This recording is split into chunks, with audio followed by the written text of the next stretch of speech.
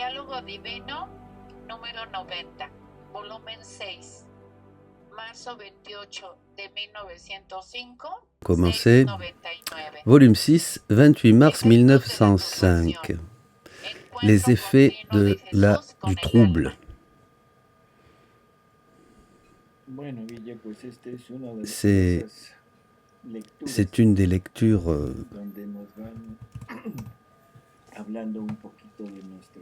qui parle un petit peu de nos réactions humaines, oui. Et le trouble, c'est quelque chose qui est très fréquent dans la vie des uns et des autres. Hein. On se trouble avec beaucoup de rapidité à cause des circonstances de la vie, hein, que nous sentons comme adverses. Hein. Et on pourrait parler du trouble, mais aussi du stress. C'est un peu la même chose. Bon, je ne verrai pas de problème, parce que être troublé, comment dirais-je, devant une situation de la vie, le trouble vient du fait de ne pas savoir vraiment quoi faire, de ne pas savoir comment réagir. Et on devient tendu, intranquille, stressé, donc, évidemment. Vous voyez ? Bon. Le stress, c'est pas nécessairement dû à une situation particulière, mais c'est d'une manière plus générale. On se sent anxieux, comment dirais-je,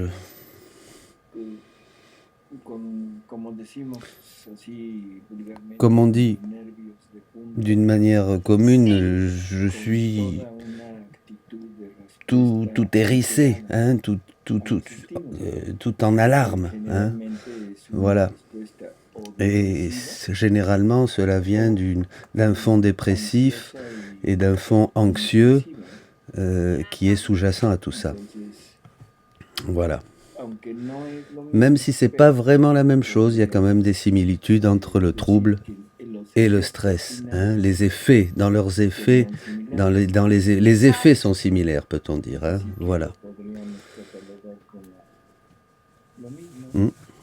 Un peu la même chose, donc.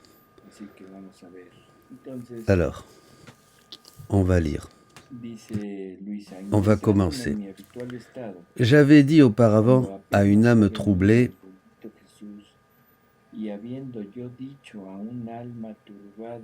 cherche à ne pas demeurer dans cet état de trouble, non seulement pour ton bien à toi, mais surtout par amour pour notre Seigneur.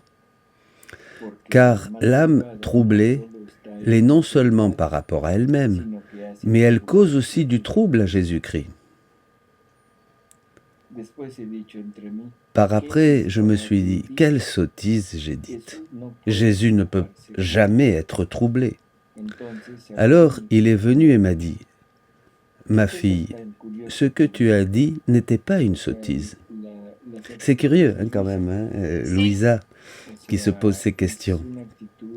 Elle a une attitude apparemment qui ne réfléchit pas, hein, qui est spontanée. Elle se juge tout de suite, disant « pourquoi j'ai dit telle bêtise ?» Mais en fait, on revient à la même chose. C'est... Bon. Oui, des sottises. Elle pense que Jésus, la deuxième personne de la Trinité, peut se troubler. Elle pense ça. Elle dit, bon, quelle sottise. Jésus ne peut jamais être troublé. Troublé, c'est un peu être altéré, il y a une interruption dans ce que nous faisons, il n'y a plus de continuité, etc. Hein? Voilà. On devient nerveux, on est dans la confusion, voilà. Tout ça, Jésus, tout ça à la fois. Louisa dit, mais non, ça va pas du tout. Hein? Elle réfléchit tout de suite et elle dit que c'est pas possible. Et cependant, la réponse de Jésus est tout à fait à l'opposé. Il lui dit, Ma fille, ce que tu as dit n'était pas une sottise, mais une vérité. En effet, je forme dans chaque âme une vie divine. Et si l'âme est troublée, cette vie divine que je suis en train de former, elle est aussi troublée. De plus, cela empêche cette vie divine de se réaliser parfaitement.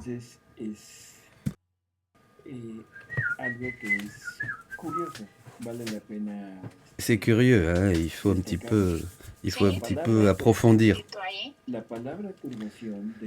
Le mot troublé est ici, selon ce que nous dit Jésus, l'interruption de cette continuité. Hein. Et c'est de cette manière, quand cette continuité de sa vie est altérée, c'est là que Jésus dit qu'il est troublé. Voyez, la créature va être troublée pour X raisons, mais cela va faire que Jésus va interrompre sa vie. Qu'est-ce que ça veut dire, interrompre sa vie? Mourir. Oui. Mourir, mais mourir dans la créature. Et Jésus est en train de mourir nouvellement en nous à cause de ce trouble de l'âme. Donc, ce troublé va interrompre la continuité de sa vie divine dans la créature, et ça, c'est une mort. Voyez? Et c'est pas une mort utopique, un fruit de notre imagination. Hein. C'est une mort réelle que Jésus souffre dans sa passion. Ce sont ces morts que Jésus a souffert durant sa passion à cause du péché et aussi la passion de l'amour, vous vous rappelez.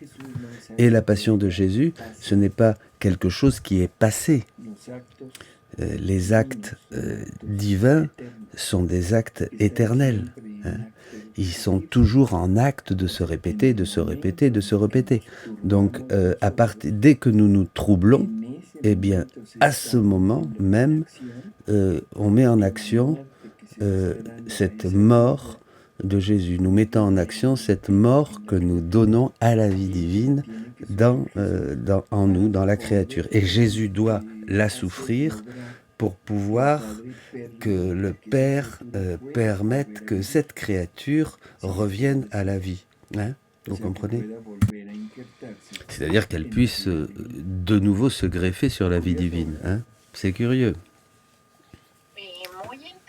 Mais très intéressant. Hein? Il faut méditer cette chose. Donc Jésus lui dit, non, ce que tu as dit n'était pas une sottise, mais une vérité. Parce que, en effet, dans chaque âme, je forme une vie divine, et si l'âme est troublée, cette vie divine que je suis en train de former est elle aussi troublée, c'est-à-dire interrompue. Et pas seulement cela. De plus, cela empêche cette vie divine de se réaliser parfaitement. Parce que se troubler devient un vice qui peut se répéter, se répéter, se répéter. Vous comprenez? Et cette répétition, c'est ça qui va s'opposer à cette vie divine que Jésus veut parfaitement réaliser en nous. Hein? Et Jésus va continuellement souffrir une mort pour toutes ces occasions qui viennent dans notre vie et où nous nous troublons. Hein. Et puis il a disparu. Ensuite, je continuais mes actes de dévotion sur la passion. Étant arrivé à la rencontre de Jésus et de Marie sur le chemin de la croix, Jésus se fit voir de nouveau et me dit, « Ma fille, je rencontre l'âme continuellement. Et si, dans cette rencontre, je la trouve en train de pratiquer la vertu et de s'unir à moi, cela me console pour la douleur que j'ai subie quand j'ai rencontré ma mère si attristée à cause de moi. » Il y a deux choses qu'il faut mettre en lumière dans ce paragraphe. D'abord, cette rencontre continuelle de l'âme avec nous, de Jésus avec nous. Si nous rappelons ce que nous avons dit juste avant, c'est Jésus dans sa passion, parce qu'il est continuellement en train de souffrir cette mort, non seulement en nous, mais aussi dans toute l'humanité. Vous comprenez? Et à partir du moment où il rencontre une âme qui n'est pas troublée, qui est disposée à recevoir la vie de Jésus, c'est une rencontre qui le console et il en remercie la créature, voyez, hein, c'est comme un soulagement de cette douleur qu'il a vécue quand il a rencontré sa mère, hein, une douleur où il souffrait de ne pas être physiquement avec elle, vous comprenez? Il faut comprendre que spirituellement, ils étaient unis, bien sûr, hein, Jésus et Marie, mais physiquement, ils ne pouvaient pas être avec elle. Hein. Et nous, avec nous maintenant, il va pouvoir faire cela physiquement, c'est-à-dire le fait de nous disposer lui permet de le soulager physiquement de la séparation de sa mère. Hein. Alors, il faut dire aussi que Louisa faisait les 24 heures hein, de la Passion, hein, continuellement, elle faisait continuellement les 24 heures de la Passion. Et nous avons parlé de ça et ça paraît vraiment incroyable parce qu'il y a des heures qui sont très longues et si on essaye de les faire vraiment d'une manière fondamentale, en les méditant, etc., et plus tout le reste ce que Louisa devait faire aussi, hein, ces méditations après la messe qui duraient des heures, les gens qui venaient la voir, etc., hein, l'apprentissage de la couture, etc. On ne sait pas comment elle faisait pour faire tout cela dans le temps qu'elle avait. Nous, on nous dit qu'il faut faire les heures de la Passion tous les jours, bien sûr. Hein, mais nous ne pourrions pas faire 24 heures, bien sûr, voyez. Mais cela veut dire qu'il ne faut jamais s'éloigner de la pensée de la Passion. Hein. Mais et après, parce que c'est comme cela que nous devrions vivre les heures de la Passion, hein, tout au long de la journée, en étant. Voilà. J'ai continué mon travail sur les heures de la Passion. Hein, voyez ce que dit Jésus là. Et quand je suis arrivé à ce moment de la rencontre de Jésus et de Marie sur le chemin de la croix, ben, ça on peut le faire par exemple dans le travail de tous les jours. Dans notre travail quotidien, je ne sais pas, quand on est en train de parler avec le voisin, ou tu montes dans l'autobus où il y a des gens et que tu ne te sens pas bien, tu te sens un peu à l'étroit, tu peux penser, vous voyez, à tout moment, on peut nous retrouver à un moment ou à un autre de la Passion de Jésus. Hein. Quand, par exemple, on se trouve au milieu de gens, d'une foule, ben, on peut tout de suite penser à Jésus quand il était poussé, bousculé, etc. Hein. L'important, c'est que notre attitude soit continuellement en relation avec un moment de la Passion de Jésus. Et là, si on faisait ça, on serait toujours en contact avec lui et nous nous éloignerons jamais de cette présence de Jésus dans sa passion.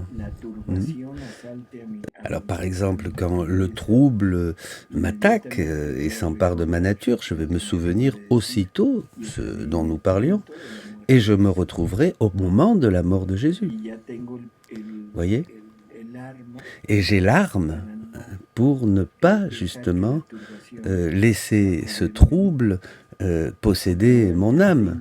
Voyez, parce que maintenant j'ai la manière de pouvoir enlever ce trouble de mon cœur par le fait de la passion de Jésus au moment de sa mort de la croix. Vous comprenez cela? Oui, oui, bien sûr, je comprends. Voilà. C'est très important ce dont nous parlons. Il ne s'agit pas de lire les heures de la Passion comme ça, mais il s'agit de les vivre, il faut vivre les heures de la Passion. Continuons. Volume 6, 11 avril 1905. La persévérance est le sceau de la vie éternelle et du développement de la vie divine dans l'âme.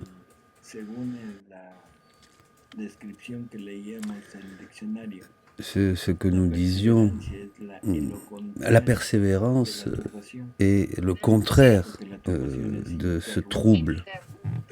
Et puisque la persévérance, c'est la continuité et que le trouble, c'est l'interruption.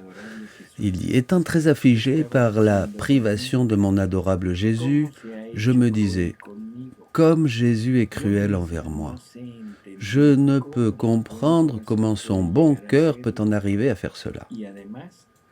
Si la persévérance lui plaît tellement, ma persévérance me semble pourtant pas émouvoir son bon cœur. Pendant que je me disais cela, ainsi que d'autres sottises du même genre, Jésus vint à l'improviste et me dit, et encore la même chose, vous voyez, Louisa dit qu'elle dit des sottises. Hein. Certainement que la chose qui me plaît le plus dans l'âme, c'est la persévérance. Car la persévérance est le sceau de la vie éternelle et du développement de la vie divine dans l'âme. Vous voyez ? Et c'est ça qui est important. L'âme qui persévère, et qui persévère en quoi hein?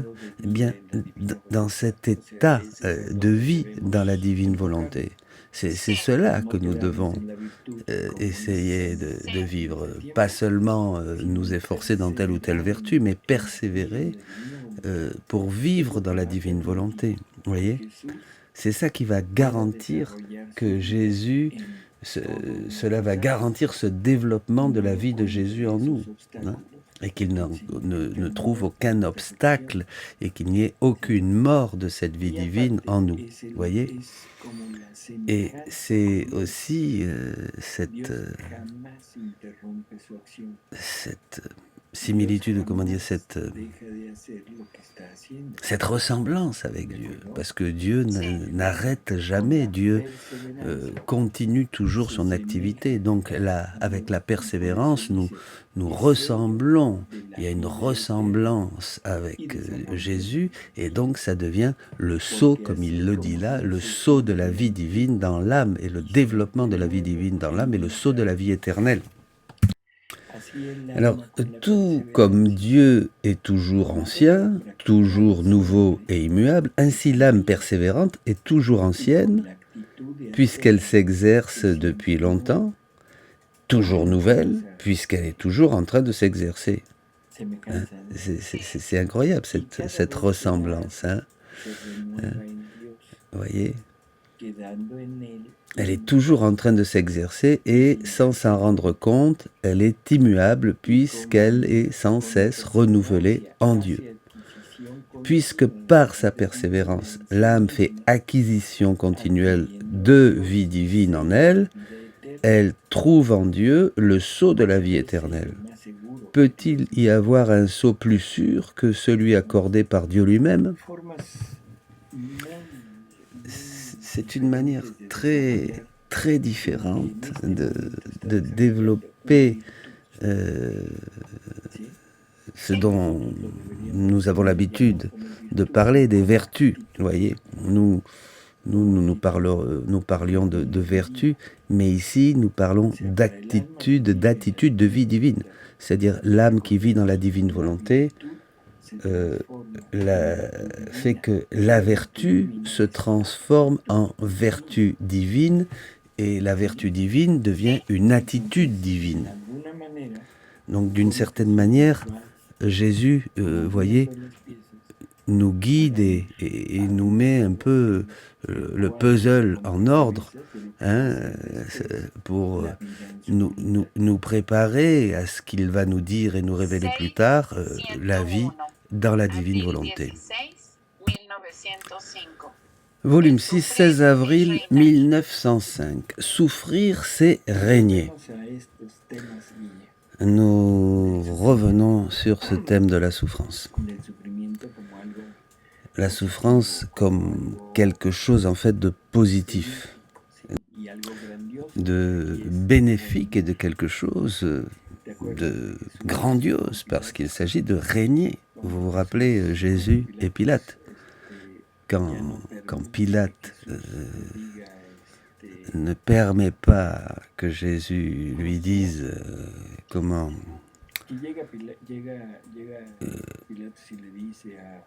Pilate arrive et dit à Jésus, vraiment, tu es roi? Oui, je suis roi, mais mon règne n'est pas de ce monde. Et si Jésus avait continué à parler, à dire, il aurait dit, mon règne, c'est ma souffrance, c'est ma croix. C'est ça mon règne. Un règne que personne, un royaume que personne ne pourra m'enlever.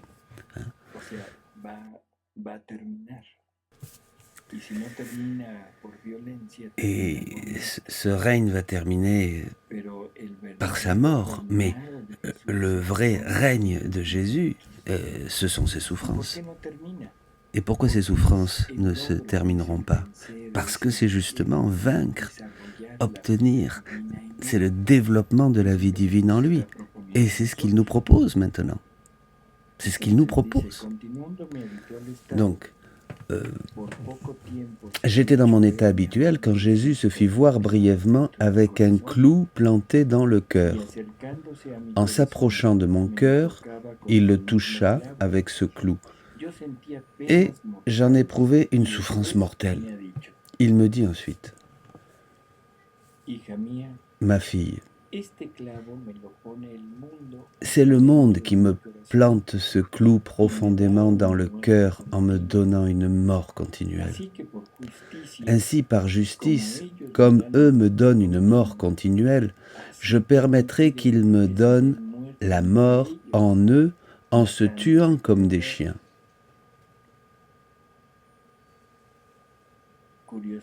C'est curieux ces paroles de Jésus, non?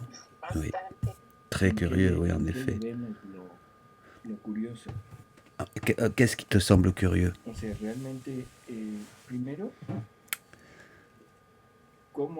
D'abord, comment il met en lumière la justice divine.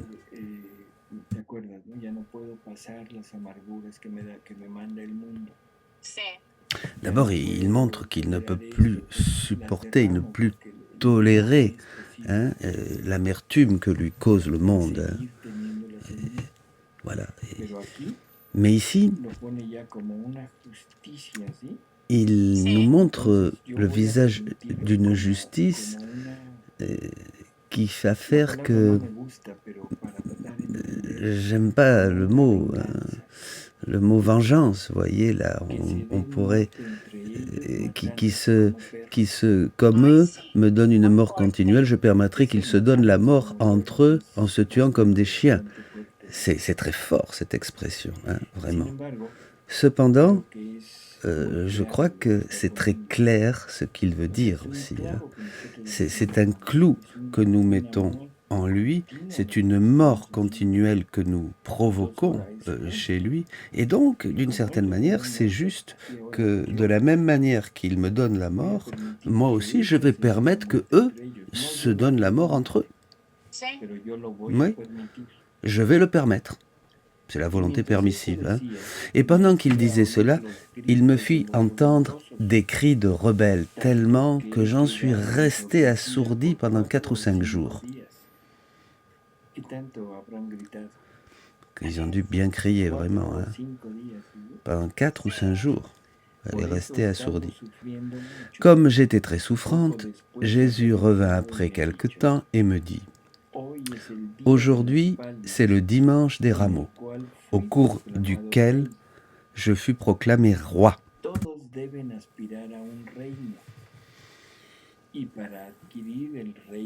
Tous doivent aspirer à un royaume, et pour acquérir le royaume éternel, il est nécessaire que la créature acquiert la domination sur elle-même en dominant ses passions. l'unique moyen d'atteindre ce but, c'est la souffrance. Car souffrir, c'est régner. En souffrant avec patience, la créature se met elle-même en ordre en se faisant reine d'elle-même et du royaume éternel.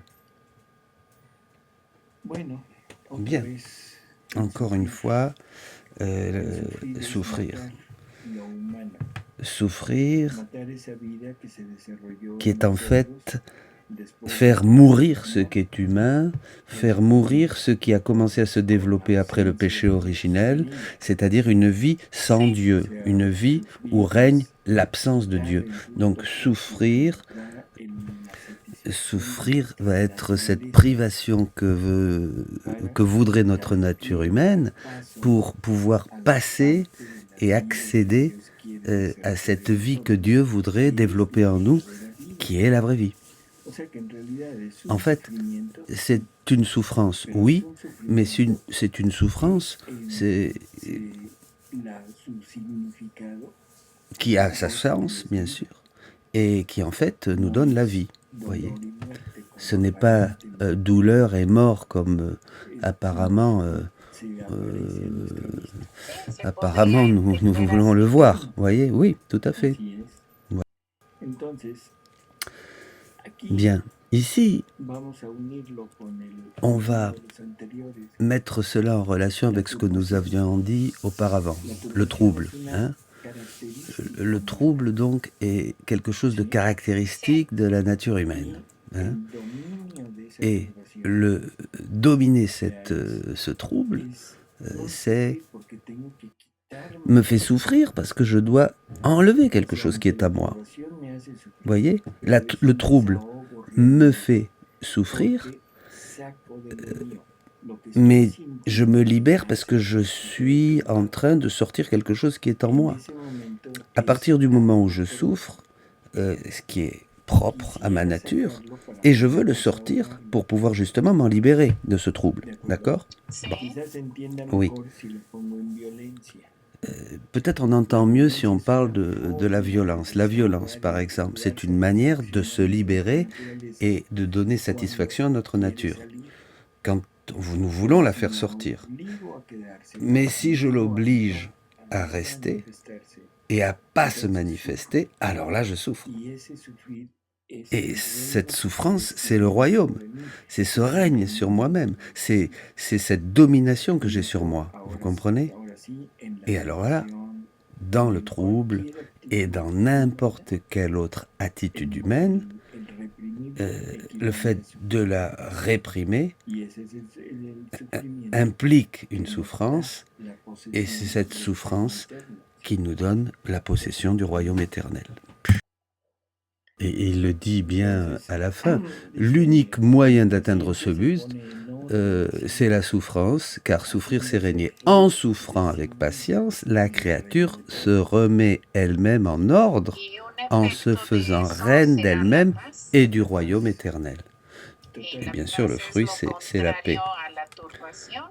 Et de là vient la vraie paix, et la paix est le contraire du trouble, et quand il y a cette paix dans l'âme, évidemment, Jésus peut agir en nous. Et là, nous avons la vraie image et ressemblance de Jésus. Jésus a souffert, mais en paix. Vous voyez ? Dans le calme. Il n'a jamais été désespéré. Il n'a jamais été troublé. Jamais il a été violent. Il n'y a rien de tout ça. Il a résisté, oui. Ça, c'est le grand gain du fait de se dominer soi-même, vous voyez. Et cette souffrance qui est occasionnée par le fait de se dominer, et c'est ça qui nous ouvre la porte au fait de régner. Un règne intérieur où tout devient paix, où il n'y a plus de guerre, où il n'y a plus rien qui puisse nous troubler pour pouvoir vivre dans une pleine harmonie avec Dieu.